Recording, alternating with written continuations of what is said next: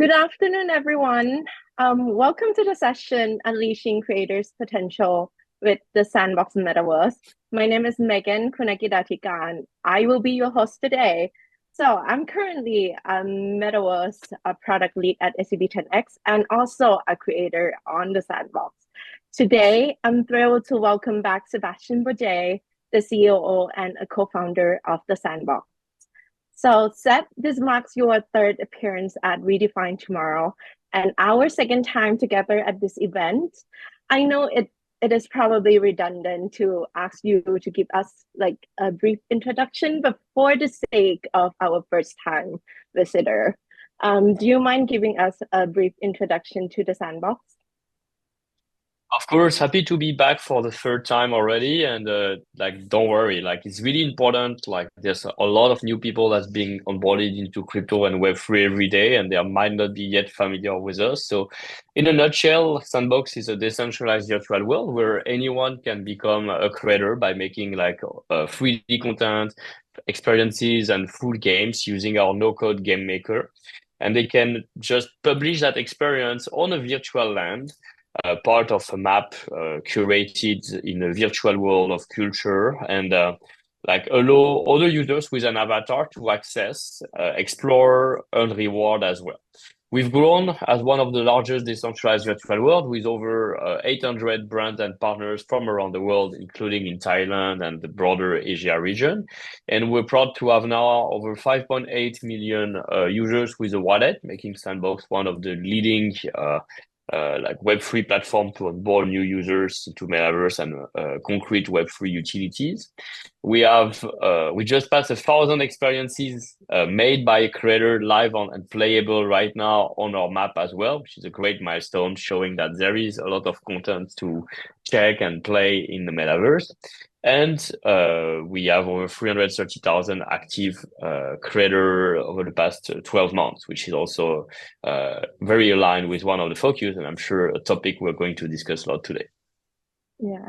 Oh, so I just heard you mention that you just reached like 1,000 user generated experience. So that's a huge milestone. So congratulations.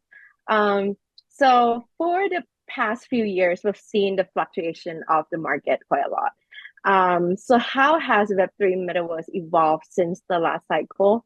What key developments are we seeing in this current cycle? And how is the Sandbox adapting to these changes and navigating through the challenges?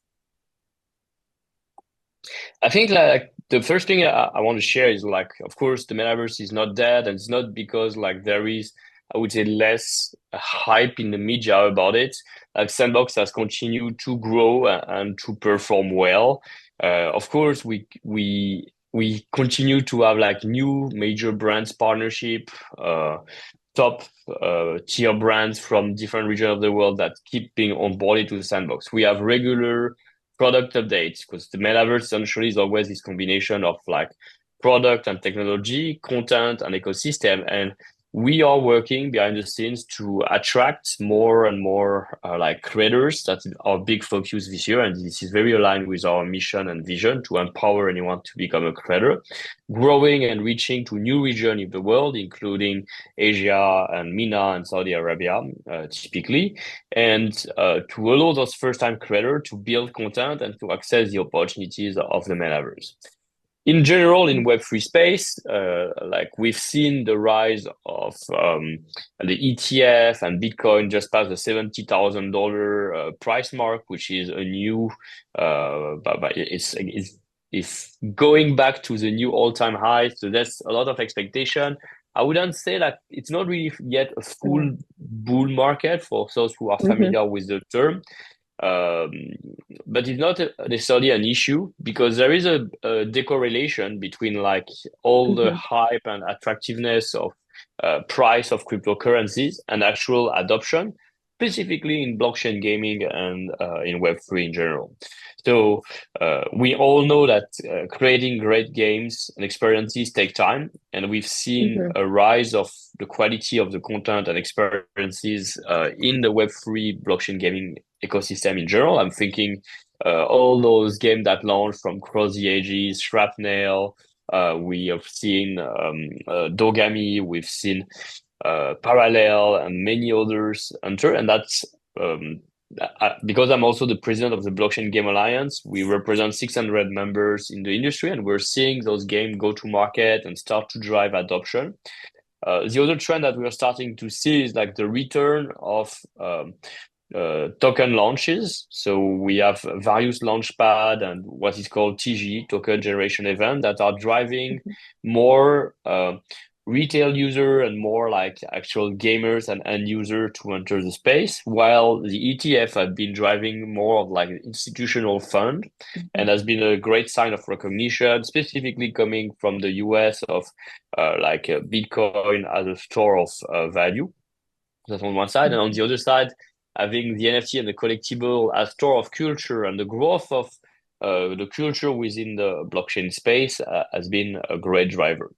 And in the middle, Sandbox is, I believe, a platform that always enable any project, any community in Web3, or actually on Web2, to two things. One is like, if it's not yet in Web3, like Sandbox is a great entry point to discover what is Web3 and to have concrete utility behind by having a virtual land where they can launch their first experience, their first social hub, using it to engage an audience and reward them with their first NFTs.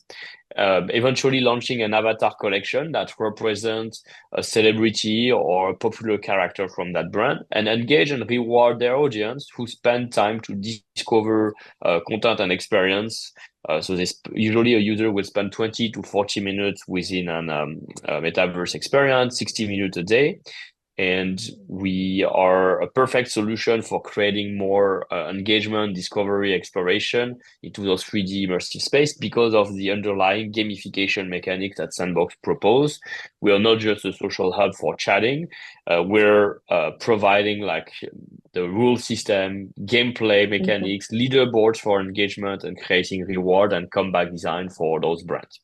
And if they are already in Web3, all those communities, most of them, they started as NFT collectible or collection, or they have maybe their own token in case of meme coins, but they are only using Discord and Telegram as the main way to engage that community, which could come as quite limiting. Whereas Sandbox, as a user-oriented content platform, allows those community to be more creative, to build their own social hub, to make their own stories and adventure, to give life to the character and to drive more people in, while also like reinforcing the value for the community. So it's something as well, like I believe is very relevant for all the new meme coin, meme tokens entering the space, which are very usually like cool, cute character, funny characters that could then thrive into a 3D environment by letting the member of those community like invent new memes, invent their own stories, and play to earn those tokens. Yeah, I think I've seen like the social media campaign that you do like with like Seb with hat. Yes, well, so that's something additionally as well. Like again, very aligned. Like I believe Sandbox is a great gateway for people to understand the potential of Web3, own their digital identity with their avatar, earn rewards, earn their first FT, and so on. And something we've done since 2018. Every candidate, every person we wanted to hire in the company, we started by like asking them to create a MetaMask wallet and giving them free Sand token and NFTs for them to play various blockchain game and understand what it means to own an NFT, what it's like. Today, I continue with this social experiment, the SEB token, SEB, which has no utility, no roadmap. It's a pure social experiment, and it's been given for free to like the people I meet at various events and conference. I take a selfie with, so there's a proof of meeting in real life, or if they are owning avatars or land on Sandbox as a reward. And sometimes I launch also social contest, like, okay, you can take my open source avatar and do fun thing with it, and I'll reward you with this token. And I think people enjoy it. It creates a new human connection. And so I'm happy as well, like anyone attending today REDeFiNE events to receive SEP token as well. If I can receive like an email list or a way to send them a simple link where in 2 seconds they can create they will have automatically their wallet created and that token distributed. The more we can onboard people to crypto with this accessible like tools and strategy, here using pools.io, the better it is. It's one way for them to understand ownership and what can be derived from it. As I also launch a DAO, people can vote with it and do other things. Wow. That's very like interesting approach in like educating people to understand more about like Web3 space. So like you mentioned earlier about like the milestone that you've reached like 1,000 user generated. And recently I've read that like you also have like a new account created for like 5.7 million accounts. And so I wonder like what are the key factors contributing to this continuous growth of the Sandbox users, creators, and the brand partners? And how do you distinguish the Sandbox from other platforms?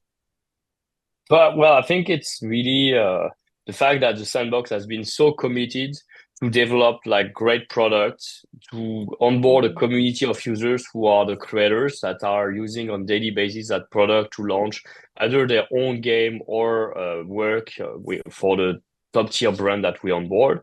And everyone can see the progress of Sandbox. If you come and play 2 years ago or a year ago, it's already way different than what it is now. Like everything loads so much faster. Like in a matter of 30 seconds, everything is installed. You can move from one experience to another again in less than 30 seconds.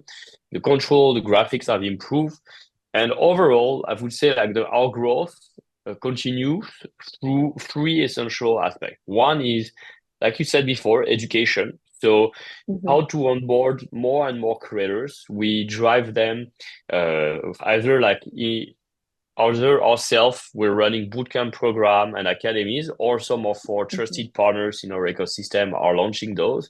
We have a whole world tour of bootcamp in 10 more cities this year, started in Paris last week, where we are elevating the skills of creators so they can build fun experiences. The second is game jams. So we have always those video game competition, creating games or assets and earning reward. And instead of launching 1 or 2 a year, we've accelerated. There's probably going to be 50 different a year, whether regional or global, and some of them in collaboration with top tier brands.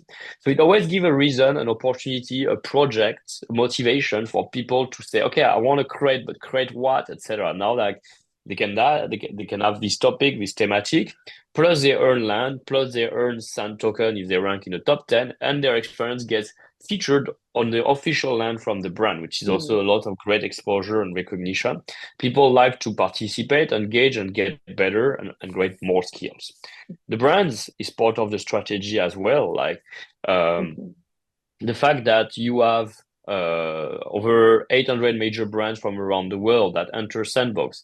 They acquire land as part of a neighborhood. We organize a land sale where anyone can become their virtual neighbor, which is a very exciting value proposition to live virtually and build virtually next to your favorite brand.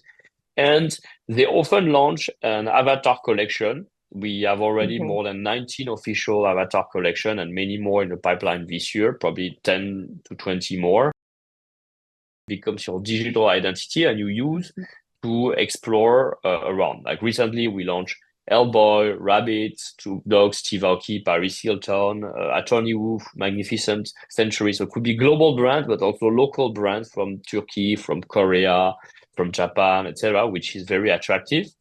And that's that strategy of brand, playing unique brand experience, earning reward, and using the digital identity of your favorite characters or music artists is one of the reasons that drive their fans into the Sandbox. And I guess the third point that drive is really the focus being creator driven and that focus on creators. We have this builder challenge, first one that's been ongoing for 10 weeks and rewarded 1.5 million stands to the creator who publish an experience on their land. And that's definitely driven to reach his first milestone of 1,000 games live. And those games, those experiences, they get featured every week on the homepage.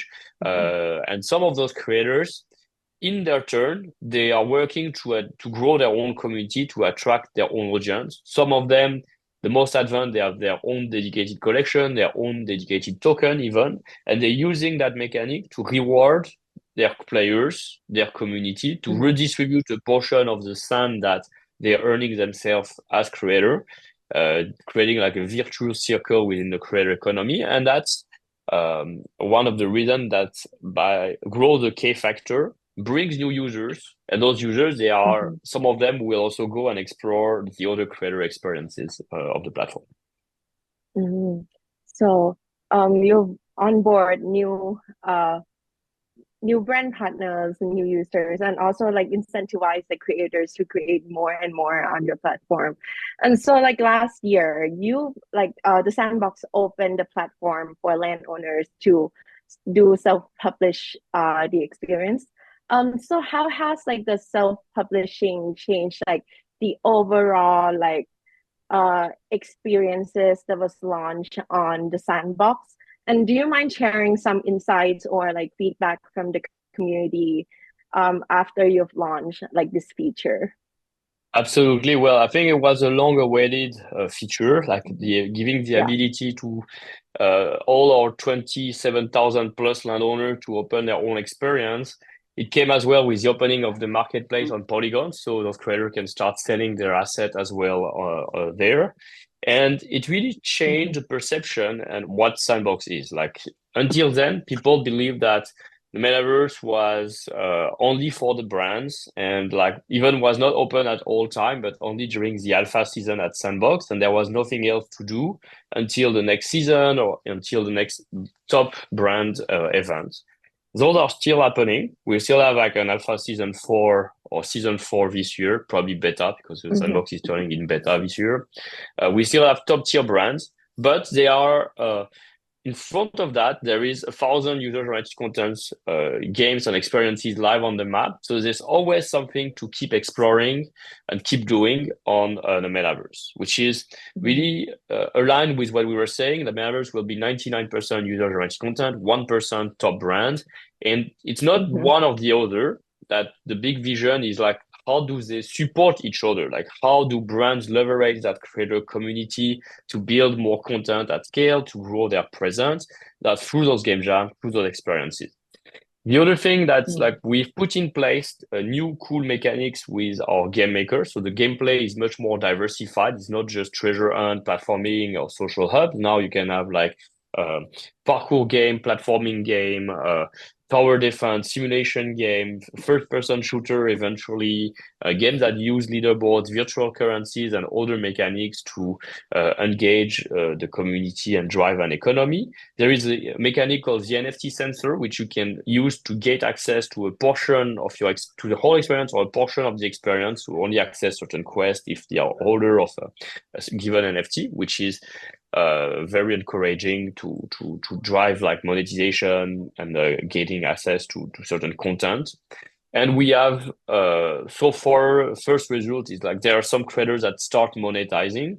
Some of them are earning 4 figures in Sam token, 5 figures in Sam token, and I believe this year we'll soon announce the first creator that earns 6 figures in Sam token, which is a good amount of money.